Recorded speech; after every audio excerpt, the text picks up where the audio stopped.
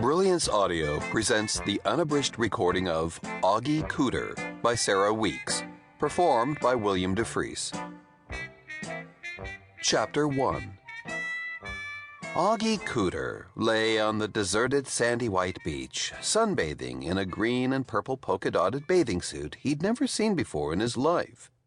In his hand he held a giant coconut filled with the most delicious drink he'd ever tasted, and all around him graceful palm trees swayed to and fro, dancing a hula to the sound of a distant ukulele.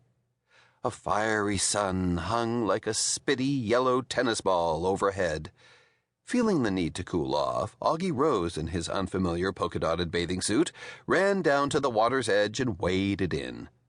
As he paddled out into the crystal blue sea, the warm, salty waves lapped against his cheek, and the air was filled with the sweet tropical aroma of dog breath. "Wait a second," thought Oggie. "Dog breath?" He opened his eyes. His dog, Turk, was standing next to him, licking his face. The whole thing had been a dream. Oggie wiped the dog slobber off his cheek and looked over at the clock. 7:45 on the dot. "Oh, good dog," he said, reaching over to give Turk a pat on the head.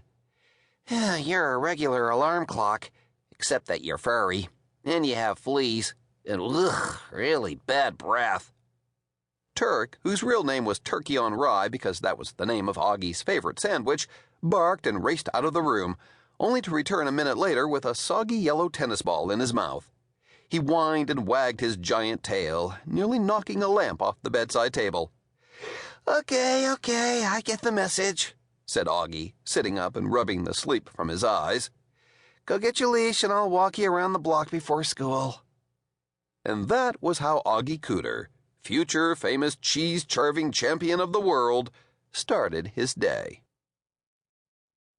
By the time Oggie got back from walking Turk that morning, his parents had already left for work. They'd gone in early to meet with a plumber about fixing a leaky pipe that had been giving them some trouble at their store. Oggie poured himself a quick bowl of cereal and picked up the mail, which was sitting in a pile on the kitchen table.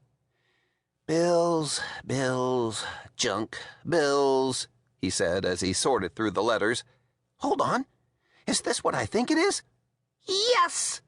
He held the long, pale blue envelope aloft. Oggie fluttered his tongue against the roof of his mouth. He always made that sound when he was excited about something. At the moment, the something he was excited about was a letter from the Bake Stuff Company about the new bagel contest he had entered several weeks earlier. Oggie loved contests and had been waiting eagerly to hear whether he had won the grand prize, a trip to Hawaii. He'd been dreaming about sandy beaches and palm trees practically every night. Although he had never won anything in his life, he was hopeful that he might actually have a shot at winning the Bake Stuff contest. Oggie was very proud of the name he had come up with for a cinnamon raisin bagel. He had gotten the idea from something he'd overheard his mother say on the phone one day when she was talking to his Aunt Hetty. "You better warn the neighbors ahead of time, Het, 'cause we're definitely going to be raising the roof," she'd said. "What's the matter with Aunt Hetty's roof?" Oggie had asked his mother after she'd hung up. Mrs. Cooder laughed. "That's just an expression, Og," she explained. "Raisin' the roof means having a good time.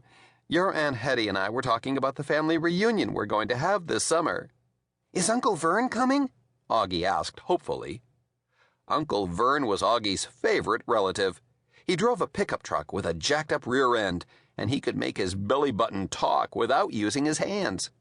"Yes, Uncle Vern will be there," Oggie's mother replied, "which is probably something else I'd better remind Aunt Hetty to warn the neighbors about."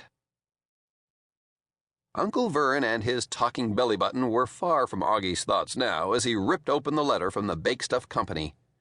"Raisin' the Roof is a perfect name for a cinnamon raisin bagel, don't you think, Turk?" Oggie asked. Turk wasn't paying attention. He was too busy sniffing around under the table looking for something to eat. Oggie unfolded the letter and began to read.